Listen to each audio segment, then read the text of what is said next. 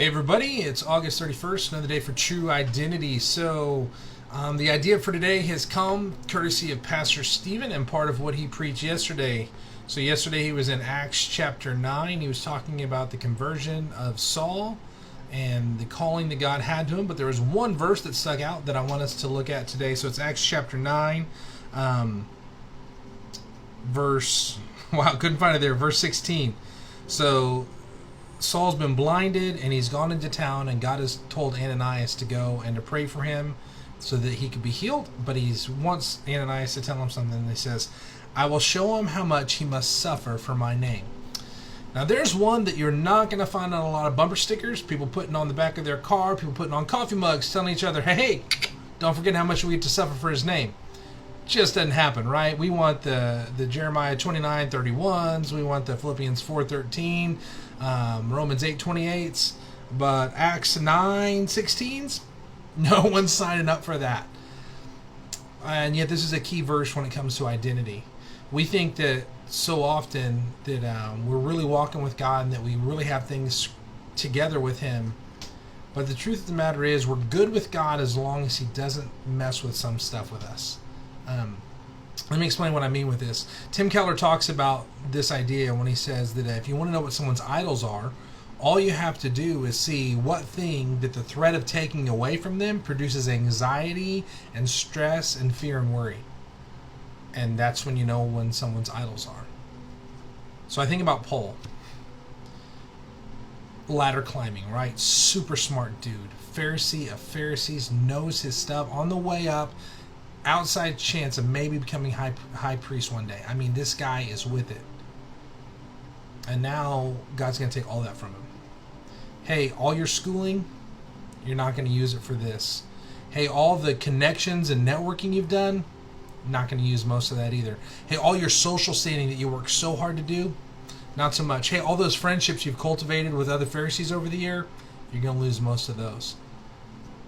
And I wonder if there wasn't a reality for Paul when it's like, what did you call me to? Why did you call me to this? This, I have to give all that up?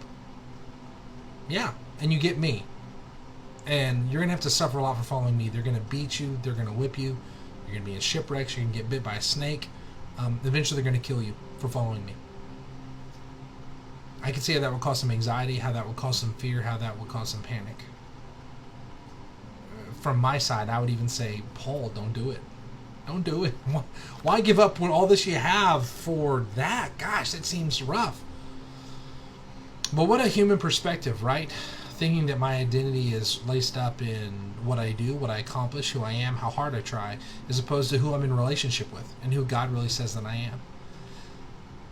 I would not, if presented with the opportunity, jump at what Paul went through. But I love the fact that we have a record of what Paul says throughout. And you know what? Even when it gets near the end, Paul's not running from that. Paul says, look, I have counted the cost, okay? And he says this. It says, I have looked in all the stuff that I had. I've held it up to the light of the goodness of who God is and what it means to follow Him, including all the suffering. And he said, here's my conclusion. What I have, in the English translation, it's rubbish. In the actual Greek, it's crap. Or even worse than that, right? It's like all that I've accomplished and all that I held so dear that I had to give up to follow Jesus. That's how I view it now.